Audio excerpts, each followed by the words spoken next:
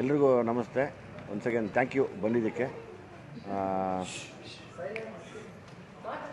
50ನೇ ವರ್ಷದ ಹುಟ್ಟುಹಬ್ಬ ನಾನು ಎಂದಂತೆ ತಾಯಿ ತಂದೆ ಮಡ್ಲಲ್ಲಿ ಆಚರಿಸ್ಕೋಬೇಕು ಅನ್ನೋ ಆಸೆ ನನಗೆ. ಅವ್ರು ಇನ್ನೂ ಜೀವಂತವಾಗಿದ್ದಾರೆ, ಸೊ ಹಾಗಾಗಿ ಅವ್ರ ನೆನಪುಗಳು ಇಲ್ಲಿರುತ್ತೆ. ಎಲ್ಲದಕ್ಕಿಂತ ಹೆಚ್ಚಾಗಿ ತಾವು ಪ್ರತಿ ವರ್ಷ 2ನೇ ಸರಿ ಮತ್ತೊಂದು ಸರಿ ಬಂದು ಎಲ್ಲಿ ನನಗೆ ಸಹಕಾರ ನೀಡ್ತಾ ಇರೋದಕ್ಕೆ, ಮತ್ತು ನಾಳೆ ಎಲ್ಲ ಅಭಿಮಾನಿಗಳ ಜೊತೆ ನಾನು ಒಂದು ಊಟ ಮಾಡಬೇಕು ಅನ್ನೋ ಆಸೆ.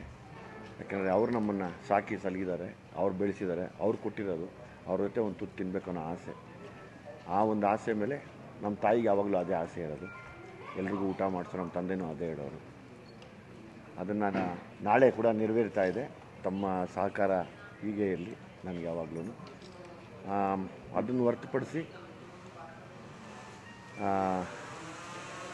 ವಿಶೇಷವಾದ್ದು ಅಂದರೆ